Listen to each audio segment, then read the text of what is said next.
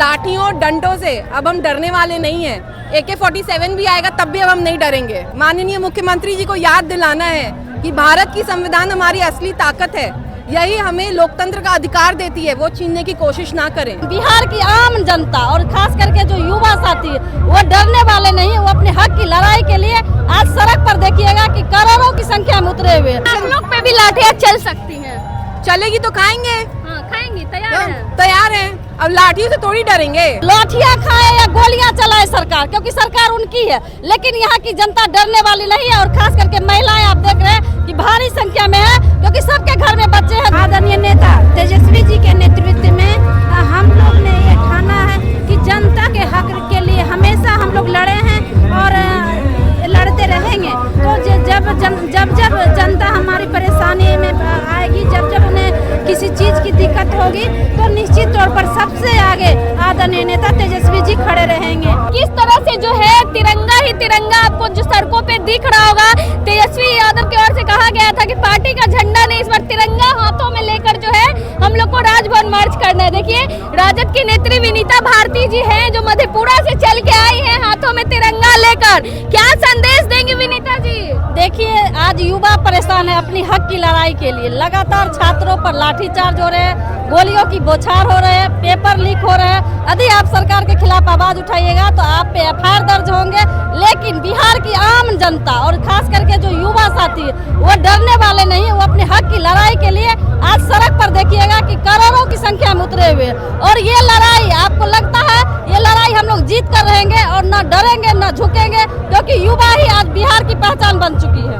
हाँ, तो क्या लग रहा है आप लोग राजभवन मार्च कर पाएंगे, सही सलामत पहुंच पाएंगे? देखिए, एक एक कार्यकर्ता का हौसला को आप देखिए कि इस कड़ी धूप में लोग सड़क पर उतरे हैं। तो लाठियाँ खाए या गोलियां चलाए सरकार, क्योंकि सरकार उनकी है, लेकिन यहाँ की जनता डरने वाली नहीं है। और खास करके महिलाएं आप देख रहे हैं कि भारी संख्या में है, क्योंकि सबके घर में बच्चे हैं जो तैयारी कर रहे हैं, लगातार पेपर लीक हो रहे हैं। वो अपनी हक की लड़ाई और अपने बच्चों की हक की लड़ाई लेकर के रहेंगे। चलिए, राजभवन मार्च जो है करके रहेंगे। हमारे साथ रजौली की प्रत्याशी रह चुकी पिंकी भारती जी हैं, हाथों में तिरंगा लेकर ये भी उतरी हैं।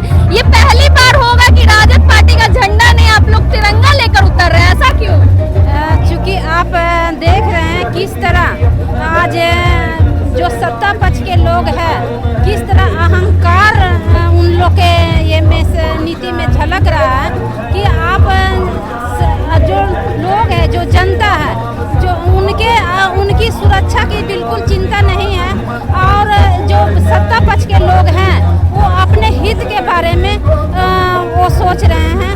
और जनता दिन व प्रतिदिन किस तरह परेशानियों से वो जूझ रहे हैं, किस तरह हर दिन हत्या, लूट, मर्डर और रेप जैसी घटनाएं घट रही है। इस पे काम करने के बजाय, इस पर अंकुश लगाने के बजाय सत्ता पक्ष के लोग, जो सरकार में बैठे लोग हैं, वो अपने हित के बारे में सोच रहे हैं और बिहार की भविष्य का, देश के भविष्य का कोई चिंता नहीं है।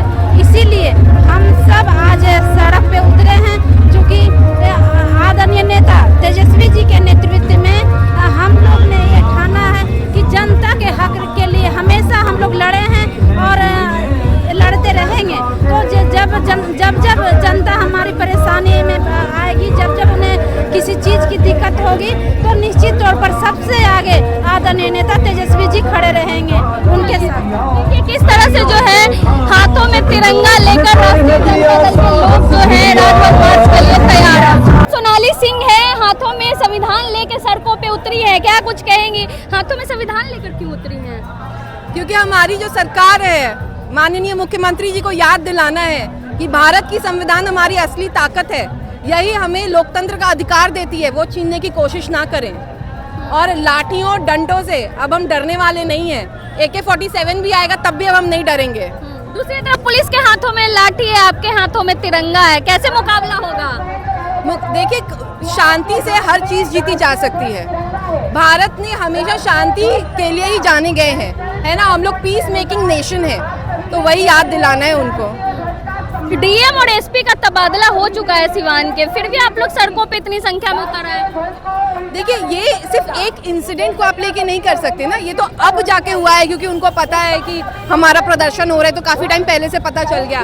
आप देखिए, पिछले दिनों ही भरत तिवारी का एनकाउंटर हुआ, तब तबादला क्यों नहीं हुआ था? तब क्यों नहीं मुख्यमंत्री गए थे उनके परिवार से मिलने के लिए? संवेदनशील क्यों नहीं हुए? लेकिन बाद में जब उन्हें सिचुएशन खराब होते हुए दिखा तो अपने पॉलिटिकल फायदे के लिए उन्होंने उनको नौकरी ऑफर की या जो भी मुआवजा देने की बात की। लेकिन जब सब लोग जा रहे थे वहाँ पे, सारे नेताओं ने आवाज उठाई, तब कहाँ थे? जो इनकी तानाशाही चल रही थी, अफसरशाही चल रही थी कि किसी का भी फेक एनकाउंटर कर दो, कोई जवाब दे ही नहीं, कहाँ थी सरकार? तब सरकार संवेदनशील क्यों नहीं थी? तब कार्रवाई क्यों नहीं हुई? हमारे स्टूडेंट्स पर लाठियां चली, तब सरकार क्या करी थी? परमिशन लोग पे भी लाठियां चल सकती हैं। चलेगी तो खाएंगे। हाँ, खाएंगे, तैयार हैं। अब लाठियों से थोड़ी डरेंगे।